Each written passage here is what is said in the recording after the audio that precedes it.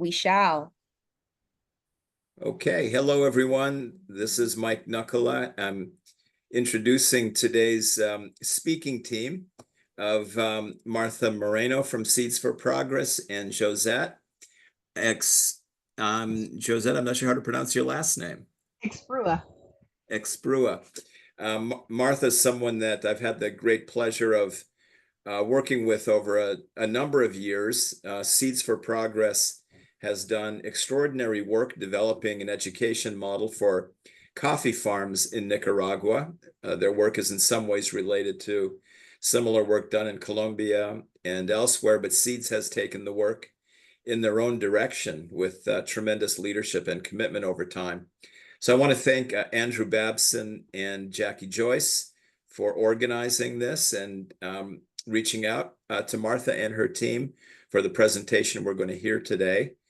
I would also like to thank Dr. Sharon Ravitch, who's not on this Zoom call, but Sharon has been a close collaborator with Seeds for many years, including some of the early development of their education model, and actually made the contact between my team's work here on possibility development and the work Seeds is doing in the education realm. So I view their work as an exemplar of possibility development for youth. And you're going to hear about that from Josette and Martha today. So without further ado, Josette, take it away. Thank you, Mike. Well, on behalf of Seeds for Progress Foundation, I just want to say thank you for the opportunity to share more about our work and the education model that we have been developing in the last few years. Marta Alicia is our education program coordinator, and she has been with the foundation since its beginning and had the opportunity, as Mike shared, to work with UPenn in the development of the model which our programs are based on. And more recently, in the development of the rural education model that we have designed specifically for Central American rural communities. And I myself am the development manager for Seeds for Progress and have been working in marketing, fundraising, and development of NGOs in Central America for almost 20 years. So it's a pleasure to be here with you today. So who are we? Who is Seeds for Progress? Well, Seeds for Progress is a nonprofit organization that's committed to the sustainable development of rural communities in Central America through quality education. We were founded in 2013 as a private foundation in Nicaragua by a green coffee exporter, and we were closely related with them for many years and have worked with rural coffee communities in Nicaragua and Guatemala for over 10 years. In 2022, we started our expansion into Guatemala and started to grow exponentially in that country. Unfortunately, because of the social political context of Nicaragua, we are no longer working in that country, but the knowledge and the programs that we have been implemented for 10 years in Nicaragua are still being implemented by the teachers and in the schools where we had presence for more than 10 years. So our mission is to facilitate management processes and the development of skills for the integration of the community members into rural community life and create opportunities for innovation and learning. So what we envision for our communities is for them to thrive through education, health, and information, and therefore become catalysts for sustainable development.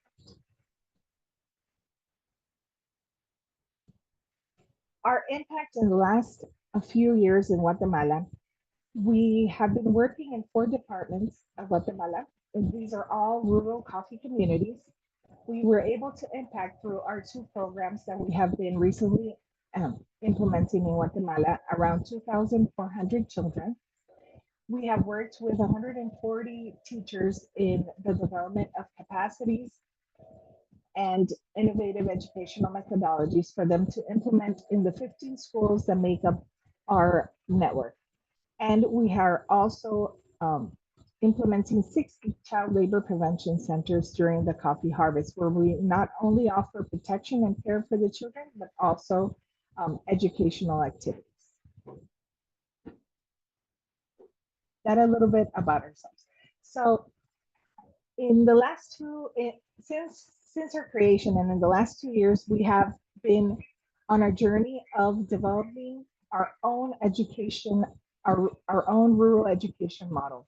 And this because we want an education that will favor the progressive social and economic development of the rural sector we work with, where the people, the children, and the community members are the main actors in their own development, and therefore creating more impact or greater impact in the coverage, quality, and relevance of the education so that we can improve their competitiveness, we can promote their personal, family, and community prosperity, and also have them uh, develop a local identity to prevent migration, especially from youth, which is something that we've been seeing in the last few years.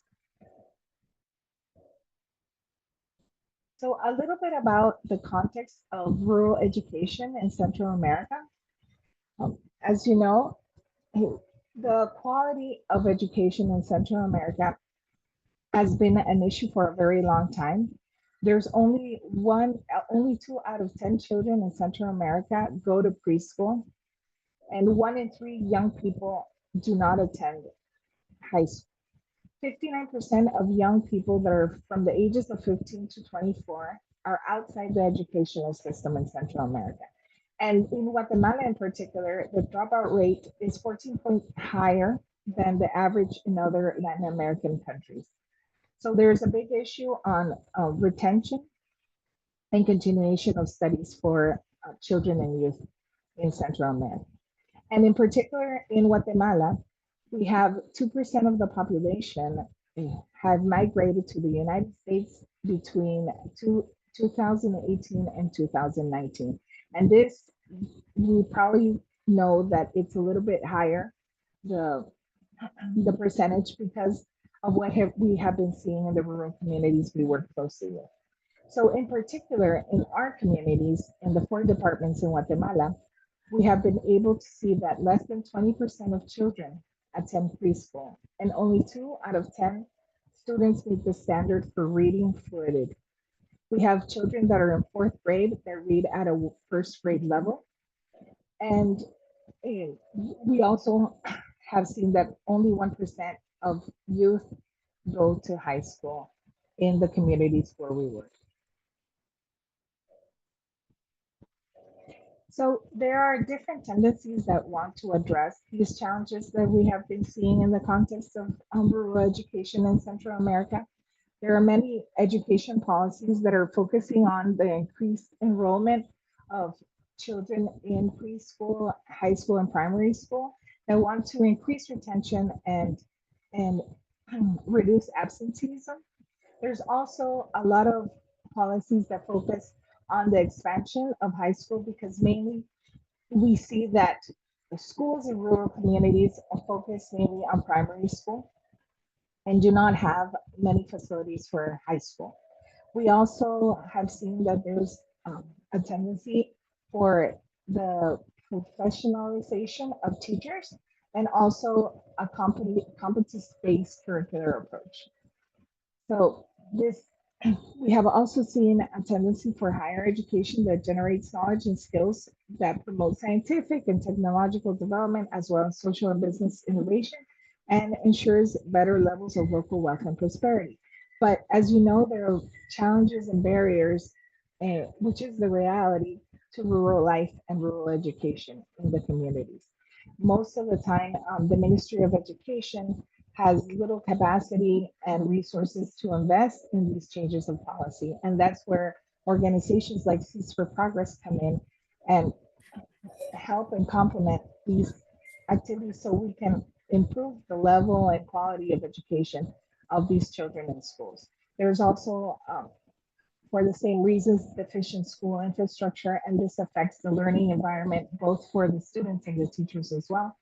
And there's very low professionalization of teachers as well.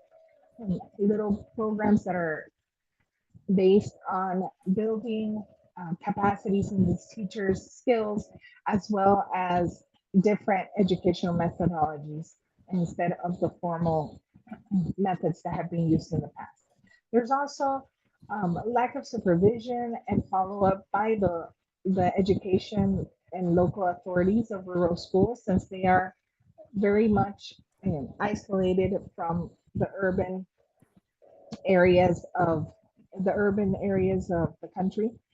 And there's also a scarcity of educational materials like textbooks and school supplies for these children and for them to be able to implement the methodologies correctly.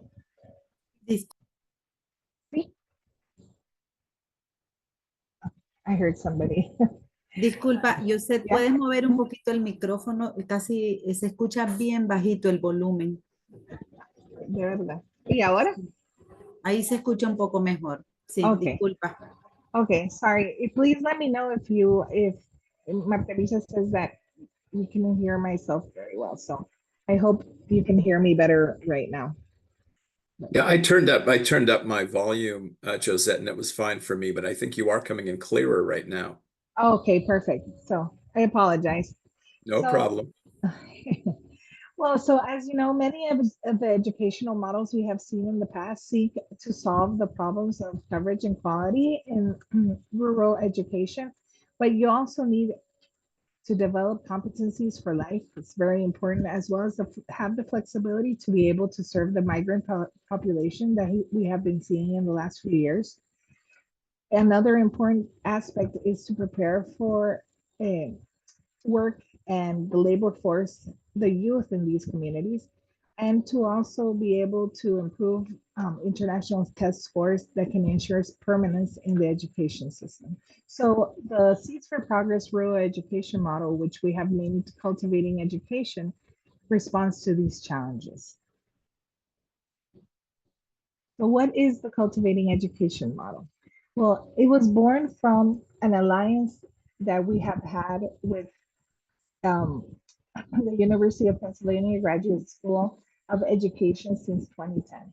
We worked very closely, as Mike had said in the beginning, with Sharon Ravage and Mike as well, and they helped in the development of many of the programs and the base for our rural education model. We had student internships that from students in UPenn from 2 to 3 years in Nicaragua that also came to help us success and implement and review the programs that we were implementing in Nicaragua. And we also worked very closely with them with the model for development of possibilities, which was what Mike was sharing in the beginning. And our education model actually contains the 5-step route that comes from the possibility development model of UPenn. So our rural education model is our own methodological proposal for formal education from preschool all the way to 11th grade in rural schools. We have been designing this rural education model for many years. In the last few years, we have been working also closely with the National Federation of Coffee Growers of Colombia with their active school methodology. And our model is an intervention route that integrates not only our programs, but also the principles of the active school model, as well as the possibilities model, with strategies and didactic resources that allow us to improve access, permanence, and quality in the education system. So what is in particular and what are cultivating education model? So this is a pedagogical model that proposes new ways of learning versus the conventional school. And we do this through the establishment of microcenters or mentor schools, as well as the creation of a teacher mentor network. This is done through training strategies that we have with teachers. It's a program that's about 3 weeks long. And we also have pedagogical projects and the development of interlearning guides that are implemented inside the classroom. So this model promotes student-focused active learning And the teacher gains a new role inside the classroom as a mediator. There, it also takes into account that students have different paces of learning. They also promote collaboration and interactions between students. We also integrate school and community through the development of life projects and business plans that are developed throughout the years that or throughout the trajectory of the children in the model.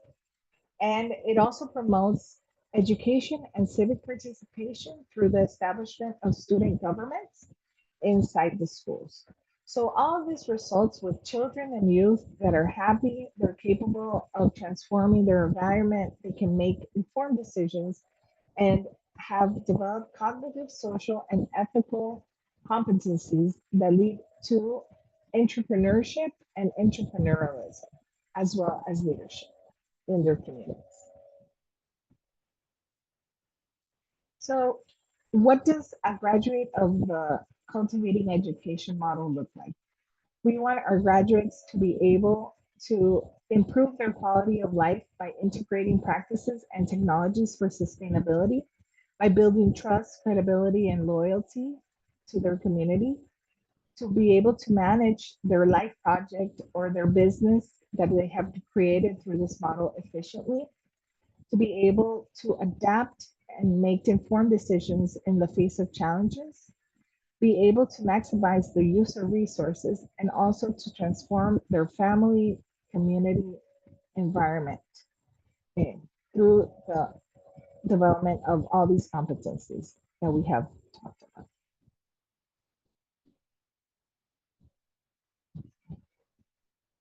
So, oh, I'm sorry. So, what have we done in terms of the education model in Nicaragua, which was where we started implementing first before coming into Guatemala? The base of our model, as I mentioned before, is the program called Seeds to Lead, which was our training program in entrepreneurial skills. And that was the program that was very linked to the possibility development model of UPenn. And we were able to have this program included in the national curriculum for rural education in Nicaragua. And we also had a very high acceptance by parents and even had many coffee producers joining the program to be able to learn the different competencies that the youth were learning. And they wanted to be able to implement this as well in their farms. So we also had the experience of these producers and their farms serving as learning models, and they still to this day in Nicaragua are serving as learning models on this program. We also had teachers and schools adopting the methodology, and they do so continue to implement it after the closure of Seeds for Progress in Nicaragua. Right now, we are in the process of transferring the model and the program to Guatemala and have begun to implement the first phases in October of this year. So in general, what does Seeds for Progress do in schools? We promote access and participation in preschool and secondary education. We work on the strengthening of reading, writing, and math skills, as well as the capacity building and skills training for teachers, so for their professionalization. And we also work on the development of skills for entrepreneurship for these children and youth, and improve school infrastructure conditions for them as well, so they can have proper and adequate learning environments. And what work do we do in the community? Well, we establish care and protection centers for the prevention of child labor in coffee growing communities. And we also create technical skills through training programs for young people so they can have a chance at job linkage and employability, as well as building capacities to food security with rural families in the communities where we work in Guatemala. So that was a little overview of everything that we do in our education model. So we appreciate the interest and the time. And if there are any questions, we are open to discussion. So thank you. you, Josette. I'll begin with a question and then open it up to the larger group. But first of all, the information you presented is so interesting. But at the same time, there's something beyond information that happens in the seeds related schools that I've observed when you really see the model in action. And of course, I only saw it in the earlier stages in Nicaragua, but the connection that the educators make with the students has stood out to me as fairly unique. There's such a strong commitment to that. And so I guess my question is, what allows seeds to have what I would consider a unique capacity to connect the educators with the students?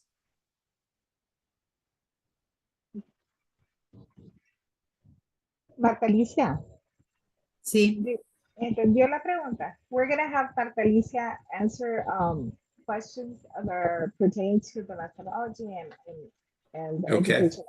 I can also answer some of it. One I think is we'll do like a double team. Okay. First, I think, Mike, that one of the reasons that we are able to build such a strong connection is because we work very closely with the teachers and therefore have a permanent presence inside the classroom through our facilitators that work in the field. So we not only offer the teachers training, but we also accompany them in the day-to-day activities that they have inside the classroom. And then this helps build also a very strong relationship with the children as they see the changes in themselves as well, as they begin to gain different skills that they hadn't before before Seeds for Progress came into their school. So I think that's another reason why we have this strong connection between teachers and students. Marta Alicia, I don't know if you want to compliment. esa es la pregunta de Mike es acerca de qué tan fácil es conectar la metodología con los estudiantes. No, que por qué, digamos, nosotros tenemos una relación tan cercana con los profesores y los niños. Él ha observado. Entonces Okay. le dije pues que tenemos una presencia constante. Sí, y dentro de la metodología incorporamos todos los temas relacionados con habilidades blandas. En Guatemala es un reto el acercamiento con los docentes. No están acostumbrados a recibir visitas en las aulas y nosotros hacemos como un preámbulo antes de conectar con los procesos y los proyectos y es relacionado al todo el eje de motivación y desarrollo humano que tiene que ver con crear esa conexión primero y dejar que los docentes decidan por conscientes, ¿verdad? Para adoptar después los cambios y que no sientan que es una imposición como están acostumbrados a recibir de parte del ministerio o de sus ministerios de educación. Okay. Yeah, Marta Alicia says that a big part of the methodology is that we work in developing soft skills. In Guatemala, we have found some barriers because teachers are not accustomed to having the presence of facilitators inside their school. So before we are able to implement the methodology, we usually work directly with them and give them a chance for them to voluntarily implement the program as they see all the benefits that it brings through this methodology. So we have a component for motivation that we are usually implement first with the teachers in Guatemala. So that's a little different from the initial model where the seeds group was actually part of the school and the development of the school. So that relationship building focus in that stage was more natural. It was a core part of the process. Yes, yeah, it's very different from Nicaragua. So because usually in Guatemala they're a little bit closed off because they are always imposed through the government authorities what they have to do inside their classroom, and they feel that they don't have much choices in what they are going to be teaching inside the classroom. But Seeds for Progress has been able to establish a very close relationship with the Ministry of Education in Guatemala, and we are allowed inside their classrooms. So it's been the last 2 years working towards having and building that trust between the organization and the teachers. Gotcha. So just a follow-up question to that. How has Seeds gone about building the close relationship with the Ministry of Education? I think most of it is to have a collaborative communication. So the first step is to be able to present our methodology, our rural education model to the Ministry of Education. We've had a lot of questioning on it. We've worked very hard with them to support our rural education model and to really demonstrate that it could bring great changes into the way of learning for these children, as well for as the community that's connected. So we have been kind of walking hand by hand with the Ministry of Education in these last 2 years that we have been designing and developing this rural education model. And I think that's just like the most important thing is to have a constant communication and agreement in everything you do, and respect also for their processes as well. Right. Creo que también, Josette, disculpa, el intercambio de resultados. Nosotros permanentemente estamos compartiendo con el ministerio datos sobre los logros que van obteniendo los niños, construimos historias y manejamos información cualitativa que ellos no están acostumbrados a documentar, y eso ayuda también a mantener una relación de confianza. Yeah, so Marta Lisa, it's very true what she says. It's also important to note that we share all the results that we see in the children through our programs with the Ministry of Education, and also we have a lot of qualitative results that they are not accustomed to seeing, and that is also shared with them. Fantastic. Let's open it up to anyone else who has questions. I don't want to dominate the questioning too much here, but anyone from the group have a question for our Seeds team? I was going to ask about, so speaking of data, what does measuring progress look like in students or their growth over time? Like, what metrics are being used? Yeah. Well, over time, we use the early grade assessment. We establish a baseline from when we start working with these children in the schools. And then yearly, we implement the EGRA and EGMA, which are the early grade reading assessment and early grade math assessment. And that's where we can see how the progress of the children are coming in terms of quantitative results. Right? Number of words that are read in a minute. We have been seeing that since the pandemic, we had children that were in 3rd grade and they were reading at a 1st grade level. And now through the early implementation of our program, we have seen an improvement in these children. So that's usually how we measure these results. Marta Alicia, do you want to come forward with something else? Es un reto para nosotros medir el modelo porque incorpora muchos elementos cualitativos, pero estamos ahorita documentando una metodología que queremos utilizar para medir competencias emprendedoras y ver qué resultados van teniendo los jóvenes con sus proyectos de vida. Y el próximo año que implementemos ya queremos hacer línea de base para marcar una pauta como de largo plazo, porque no se logra en corto tiempo. Yeah. So another point that Marta Alicia wanted to share is that it's very difficult to measure qualitative results. And a lot of the elements in the rural education model are based on the development of competencies, which are very qualitative.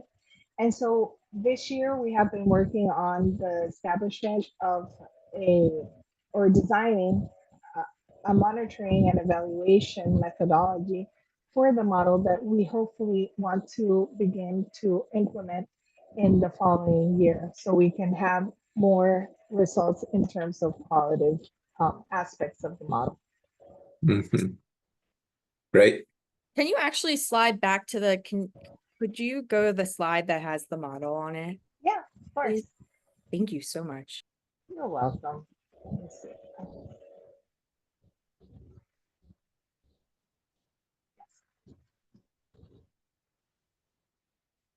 Did you have a question about this slide, Jackie?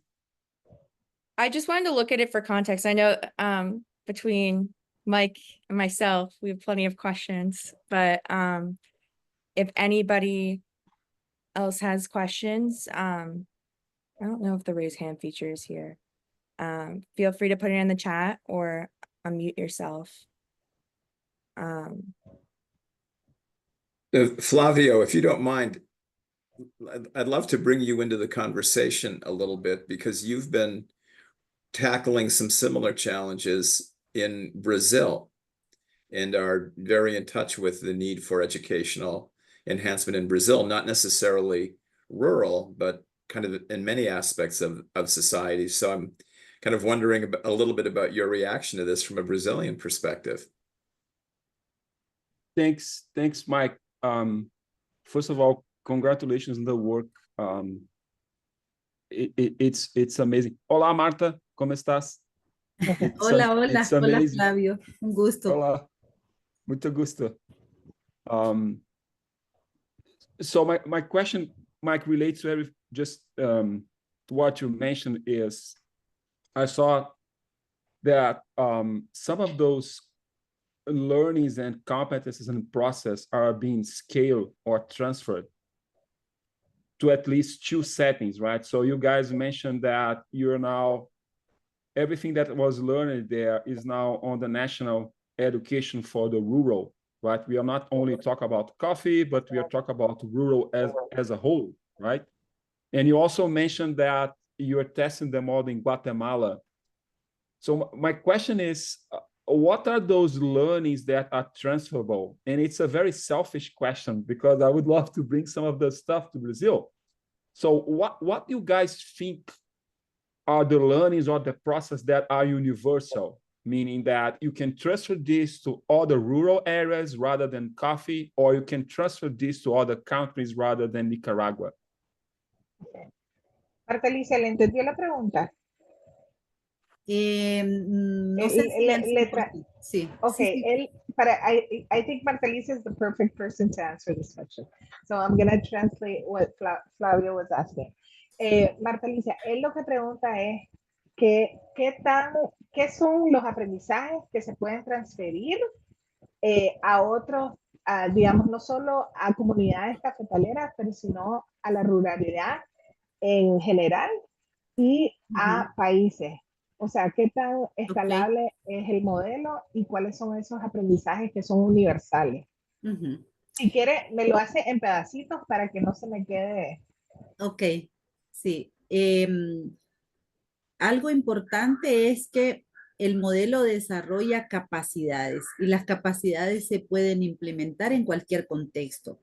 Okay, so one of the first important things is that the model develops skills, and skills can be transferred to any environment. Exacto. En los contextos cafetaleros, la oportunidad que tenemos es que nuestras comunidades rurales tienen baja producción y rentabilidad. Y entonces existe la posibilidad de superar esos índices de productividad. Okay, so she says that the advantage of our coffee communities for us in the implementation of the model is that usually they have very low productivity levels, and the model through the competency development allows them to have an increase in productivity as well. Para que se den una idea, un productor cosecha 12 quintales por manzana de café cuando podría cosechar más de 40 implementando mejores tecnologías, por ejemplo. No sé cómo se dice quintales. Ajá. So, Saco. yeah, so in Martelisa says for you to have an idea, like producers in our communities can produce, sorry, ¿cuánto? 12 quintales por manzana. So 12 quintales, which is about 1,200 pounds, versus what they could really produce, that would be 40, O más. 4,000 or more.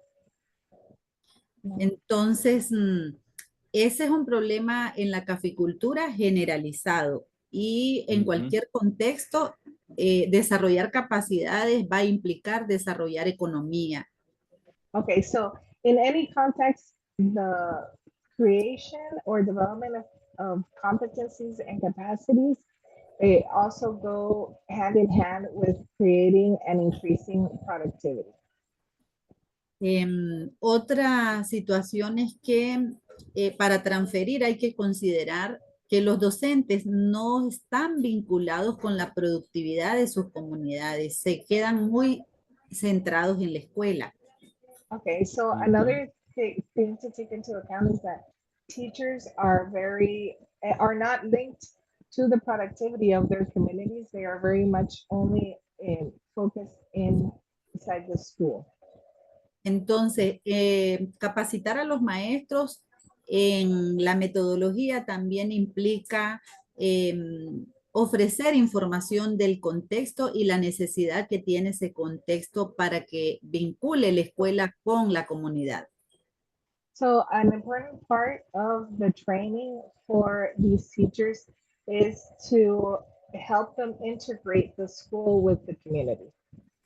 Entonces, una lección aprendida es eso, el maestro es clave. El maestro, sí. So one of the most important lessons that we have learned is that the teacher is key for this model to work in the community. Y otro reto que estamos asumiendo como lección aprendida es que a la comunidad donante la tenemos que convencer que esta es una inversión de largo plazo, no es un proyecto de 2 años.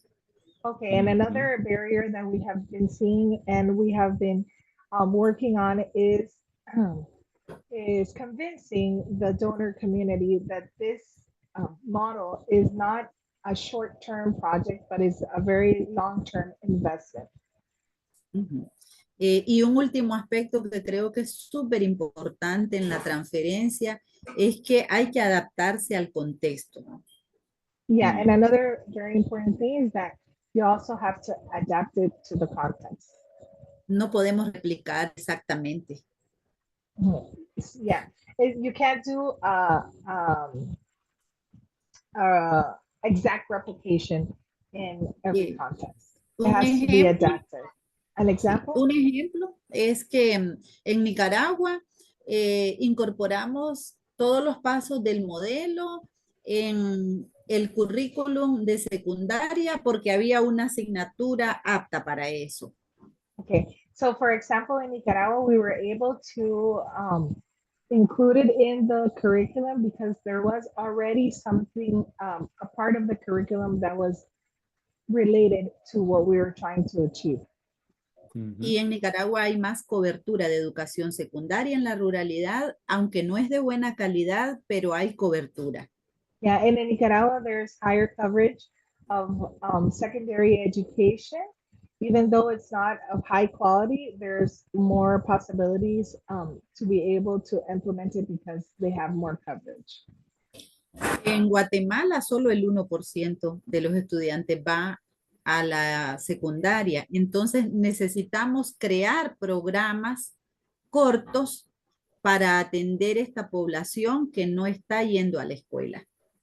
So, yeah, in Guatemala, only 1% of the youth go to high school. So it is necessary for us to provide programs that allow these youth the opportunity to be able to achieve this education. Entonces, ese es como un ejemplo de adaptabilidad, pero en la estructura metodológica se puede llevar a diferentes contextos. Lo que cambia es la forma de implementarse y la manera en que la organización opera en cada territorio. Yeah, yeah. So she says that the model can be transferred. The only thing that changes is the way that it's implemented by the organization that is going to be implementing it as well. Thank you so much. This is fascinating. Congrats You're very again welcome. on beautiful work. Thank you. Thank you. And we are open to sharing more information, Flavio, if you would like to learn more. I would love to. Of I would course. love to. Thank you. So thank you, Flavio. One of the other things that Flavio and I and our team have talked a lot about is the nature of work in different environments. And I know on the initial coffee farm model, the work was related to sustainable farming and community development and various things. Given Guatemala's challenges, economic challenges, what is the labor market like for youth, and how do they think about connecting their education to future work? Okay. Alicia, dice Mike que en Nicaragua el vínculo, ¿verdad?, entre lo que nosotros hacíamos y la comunidad cafetalera era bien fácil, por decir, y que ahora, dado el contexto que hay en Guatemala, ¿cuál es el vínculo que nosotros estamos haciendo con el trabajo, ¿verdad? Con lo que nosotros vamos desarrollando de competencia y con qué tipo de industria, diríamos? Porque allá siempre era como muy relacionada al café. Sí.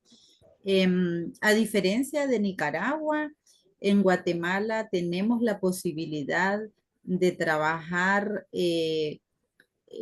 con otros rubros. Por ejemplo, en este momento estamos trabajando un proyecto de seguridad alimentaria que es más amplio. So in Guatemala, given the context, we have more possibilities of working with different, let's say, I don't know if you would say industry or con diferentes cultivos. Yeah, or different types of agricultural activities. Right now, we are starting to work in what is food security in Guatemala, not only coffee. Sí, y sin embargo, cuando una lección aprendida para mí es que cuando no estás vinculado a una empresa, también hay oportunidad de que el productor vea más transparente la relación porque no la siente vinculada a una condicionante de relación comercial. Yeah. And also another advantage that we are seeing is that when we are no longer related to a commercial relationship as we were before with our green coffee exporter, is that producers are more open and see the relationship as more transparent. Y siempre estamos en comunidades cafetaleras y una ventaja es que por la altura que necesita el cultivo del café, estas son las comunidades que tienen menos acceso a servicios básicos. Okay, so another advantage and that Marta Alicia says is for us is that we still work very closely with rural coffee communities, and this particular and coffee communities in particular are usually very isolated because of the height that they need for the crops to grow, and they're usually very isolated as well. So for us, that's an advantage in being able to bring these different initiatives to them. Sí. Go ahead, Martha. I'm sorry. Didn't mean to interrupt. Sí, sí. Entonces, tiene beneficios tener una conexión con una empresa en particular, pero también tiene otros beneficios ser más neutral a nivel comunitario. And so she says there's benefits to being associated with a corporation, but there's also more benefits to being seen as independent from them. Mm-hmm. So Felipe has a question in chat. Felipe, did you want to say more about your question on the impact on immigration or migration?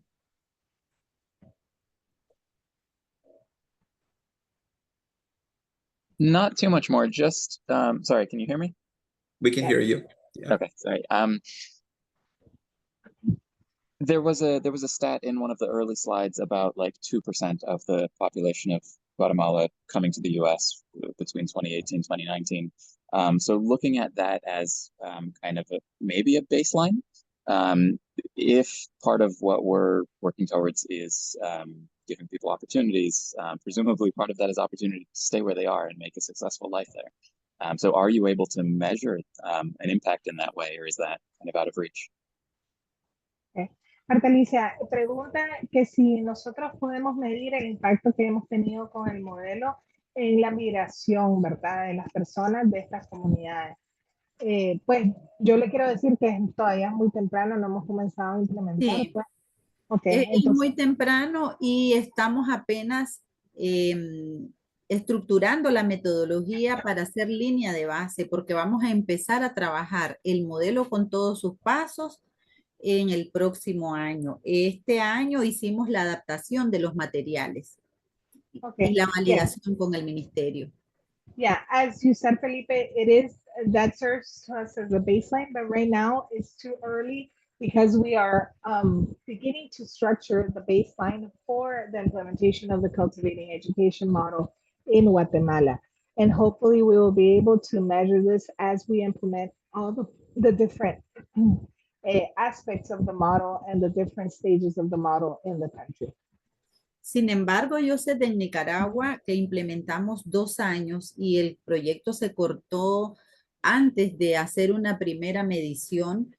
Nosotros ya podíamos ver a los jóvenes desarrollando sus proyectos, los padres de familia participando de un modo distinto en la escuela, haciendo parcelas demostrativas. Incluso teníamos 4 parcelas demostrativas en escuelas sobre diferentes partes del proceso del cultivo de café. So she says, even though we only were able to implement the model in Nicaragua for 2 years, we started to see the implementation of these life projects through the business plans that the youth had been developing through the model. And we even saw the establishment of different productivity related to coffee based on these business plans that were developed. Y otro resultado que nosotros no lo esperábamos en Nicaragua en tan corto tiempo fue que un grupo de productores se organizó para solicitar y diseñar junto con nosotros un proyecto para formar a sus hijos con la metodología y en todo el proceso de cultivo y emprendimiento en café. Okay, so another result that we saw in Nicaragua was we were approached by a group of coffee producers, and in alliance with them, structured a program for the training of their children and in different aspects of the coffee production as well, using elements of the model. En ese proyecto estábamos ya registrando matrícula para beneficiar a más de 100 estudiantes, hijos de productores de café, pero lamentablemente con el cierre de Mercon, que era quien estaba financiando, pues no se pudo continuar. Pero creo que es un proyecto muy valioso que podemos retomar en Guatemala. Yeah, in Nicaragua, this program, we already had around 100 children of coffee producers enrolled in the program, and unfortunately with the closing of Mercon, in Nicaragua, we were not able to implement it, but it's a program that we're looking to implement also in Guatemala. So I want, Josette and Martha, I want just to make sure if there's any last questions that we get them from the group. So we have about a little under 10 minutes left, folks. Any other questions that you'd like to pose for Josette or Martha?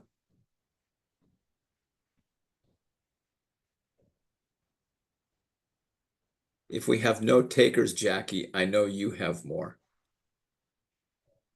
My questions are brewing in my head, like I'm trying to formulate. But as somebody who is a recent school counselor and has taught in the classroom, I've become very interested in this idea of the educator as a facilitator or a mediator. So I'm curious of what is the role of teachers in, or the perception of teachers in Guatemalan society, or even in Nicaragua, and how do they differ, and how has the perception of teaching affected your ability to carry out projects? Okay. Marta Alicia dice que ella está muy interesada en ver a los docentes en su rol como facilitadores, ¿verdad? O mediadores. Y que quiere saber que cómo nosotros hemos visto o cuál es la percepción del rol del maestro en Guatemala. Es un proceso, no es fácil cambiar los métodos a los que ellos están acostumbrados.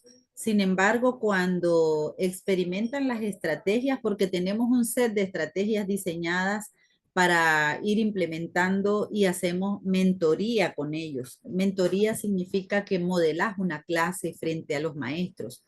Entonces, eso va cambiando, unos más lento que otros, pero es un proceso que al final la mayoría se convence y termina haciéndolo. Lo digo más por la experiencia en Nicaragua. Esperamos que en Guatemala suceda lo mismo porque al menos la presentación ha tenido muy buena aceptación. Okay. Well, Marta Alicia says that it's not an easy task. In Guatemala, what we have done, which is part of the methodology of the cultivating education model, is that we go with the teacher and accompany them and have them go through a mentoring program in which we help them inside the classroom to implement the model that they have been going through the training sessions in. So this helps for them to see the changes that there are inside the classroom and makes them more accepting of their role, of their new role, as well as implementing the different methodologies that come with the model. So we have seen this more particularly in Nicaragua, which is where we had the most of the experience. But in Guatemala, we have seen that just from the first presentations of the model, we have had a very good feedback and response by the teachers. So Andrew reminded me that we're scheduled actually till 12:15 Eastern time. So we do have a little more time if people have other questions. But I have one follow-up question, which is funding. People always ask about this question. How do you pay for the program and keep it sustained financially? Well, that's a good question, Mike. The last year, that's kind of what my mission has been for the last year. The first step is educating the donor community in the importance of having a particular education model for these rural communities. And so we have taken on the task of being kind of a teacher to the donor community and to see and to teach them and have them see the importance of being able to not only address the particular problem of low quality education, but also to see the children as integral. So it's Right. not only to focus on learning your ABCs and the multiplication tables, but also seeing the person or the child as a whole. where you need to be able to develop different types of skills and competencies for them to really be able to thrive and to therefore bring prosperity to their life, to their family, and also to their community. So that's has been the first challenge. Hopefully, we are right now in the first stages of implementation. We have been able to receive the support of our donor community for this first implementation phase. And as we continue to grow in this process, we hope that the methodology in itself is able to be replicated by the Ministry of Education as it is also adopted by that authority in Guatemala. So that kind of will help us with the sustainability of this model to be implemented. Because once the kind of the material is produced, which we already have, we just need to adapt it to the context of Guatemala in terms of the interlearning guides, then it's something that just will remain inside the education system through the teacher training as well. Great. And is the partnership, is there any sort of affiliation with Mercon, the coffee exporting company, any longer? Unfortunately, Mercon is no longer operating in any country. So In any country, okay. yes. Yeah.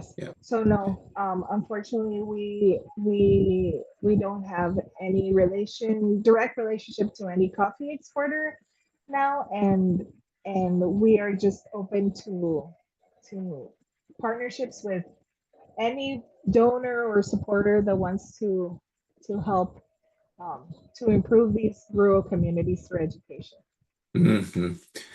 Well, it's great that you were able to be spawned by that company before it it closed. It's a great legacy. Of course it is. I have a question, actually. Hola, Alejandra. Hi, good to see everyone. Hola, Good to see you. Josette. So nice to see all of you, and connect a little bit on the work that you're doing. I mentioned I got in late, but I can see you're doing great work. So congratulations on that. I was actually wondering if you're doing volunteer trips in Guatemala, and is that something that you want to, even for funding purposes, like something that you want to promote? Yeah, we're actually promoting volunteer trips to Guatemala. We still haven't had any groups come in to the country, but we used to have a lot, as you know, Alejandra, in Nicaragua, and it's something that we're looking to begin again in Guatemala. So yes, we're very open to it, and if anybody is interested, you can contact us directly so we can organize and have you visit our schools and the communities where we are working. Thanks for that question, Alejandra. Great. Gracias, Alejandra. Un gusto verla por aquí. Igualmente, ¿no? Y felicidades por todo lo que siguen haciendo. Realmente súper orgullosa del trabajo que hacen. Gracias. Gracias.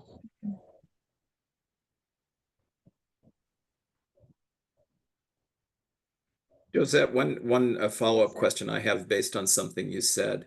How long do you stay involved with the teachers before they go off on their own without SEED's accompaniment?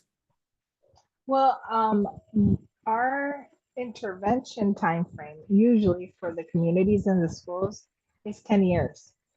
So that's what we're looking for, to be able to develop these teachers, and they go through a training process that is about three months, depending on what program we're going to be implementing, because there's also the child labor prevention program and the technical formation program.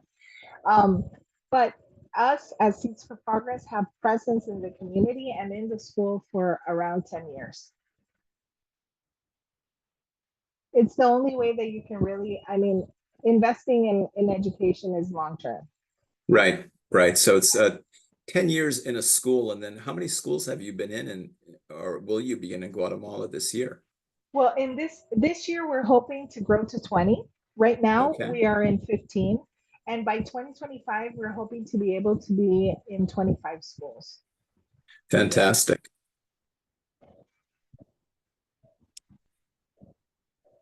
I have Other another questions? I have another Yes. question. Yes, Jackie.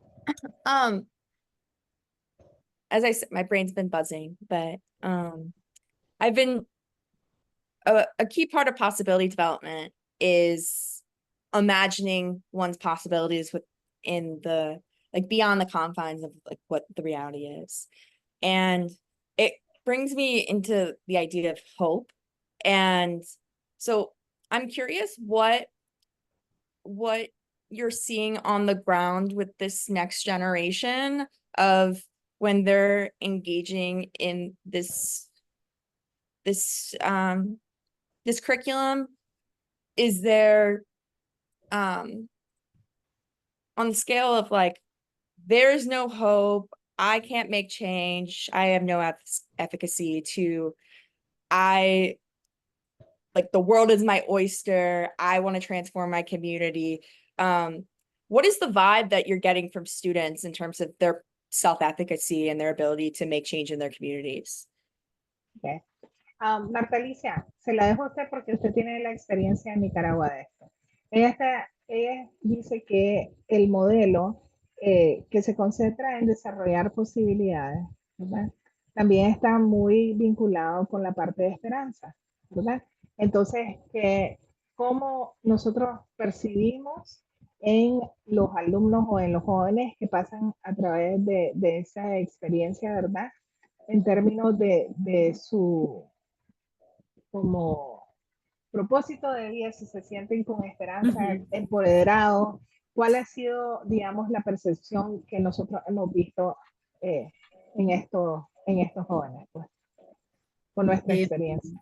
Sí, a pesar del poco tiempo que trabajamos, y lo digo también por experiencia propia, porque yo soy una mujer que viene de la comunidad rural cafetalera y con características muy similares a las de estos jóvenes, entonces eso me facilita percibir, ¿verdad? El impacto emocional que tiene en la vida de los jóvenes. And so she says, even though we only implemented for a short time in Nicaragua, the program herself, she can relate very personally to the youth because she comes from the rural coffee community as well. Esta metodología permite conectar al joven con su propósito de vida. Okay, this methodology allows the young people to connect with their purpose of life. Le quiero contar una experiencia de un papá que me dijo en una escuela que no enviaría a su hijo porque 10 años en la escuela para él era mucho tiempo y mucho dinero si su hijo no podía ir a la universidad. Okay, so she wants to tell you a story of a father who told her once that 10 years to send his son for 10 years to school and without the possibility of college was too much time and too much money. Él tenía una pequeña parcela de café y me dijo, durante esos 10 años mi hijo va a estar cultivando café y haciéndolo de la misma forma que lo hacía mi abuelo hace 50 años. So she said that father had a small lot of coffee, and he said that his son would instead use those 10 years to work in that lot of coffee and produce the coffee the same way as his grandfather and father had done in the past 50 years. Entonces, si mi hijo aprende matemáticas para saber cómo se elabora una era, no sé cómo lo traducen en inglés, ¿verdad? Pero un banco de café con las medidas exactas, cuántas plantas, cuánto abono necesita y puede hacer esa relación matemática para ponerlo en práctica, eso es lo ideal para un papá que no sabe leer y escribir. Okay, so Marta Alicia says that the father said that if his child would learn math, and that math would in turn be applied to that particular aspect of productivity for his coffee, then that it was worth his time. Y los jóvenes asumen responsabilidades en la familia desde muy temprana edad.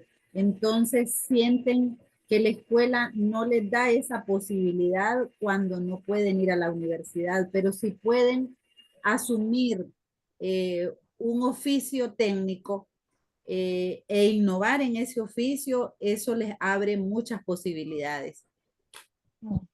So she says that for them, if they are able to learn a trade that will allow them to grow in their productivity and in the specific type of industry that they're in, then it's worth their time. Y en una experiencia similar que conocemos de Colombia, que tiene más de 20 años implementando, el impacto que ha tenido es una reducción al 100% de la migración hacia la urbanidad, porque los jóvenes ya tienen empleos en sus localidades. Okay, so she says that the model, which has been implemented for more than 20 years in Colombia, there you can see that there's results pertaining to the implementation and development of competencies, in that the migration of the youth from these rural communities to the urban areas is 0%, because they are already developing their life projects in their community and seeing them be productive and sustainable. Yo considero que para la ruralidad esta es una apuesta necesaria en educación. Yeah, she says that for the rurality, this is the model is something that we need for them to prosper and be able to develop. And it's just the best bet and the safe bet. Thank you both, Josette and Martha. There's another message in chat from Rachel, if I'm pronouncing your name right, about tapping into global networks. Do you want to say a little more about that, Rachel? Hi, Mike. Sure. Can you hear me? Yep, we can hear you.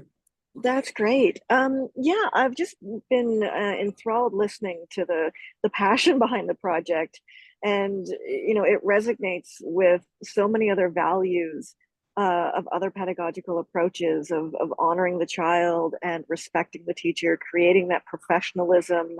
We can't serve the child if we don't have dignity for those serving them, and doing all of that to create a sense of community while respecting exactly what that story just told us about the values of community and the need for economic prosperity and the ability for children to contribute to that, and for parents to see the value in their learning being correlated to their productivity. So I think that, as the program grows and as you're looking at expansion and financial support, just seeing where there are existing global networks that have shared values and shared pedagogies, either for joint applications or family foundation approaches, or academic study that can support field work that would give dollars along with it.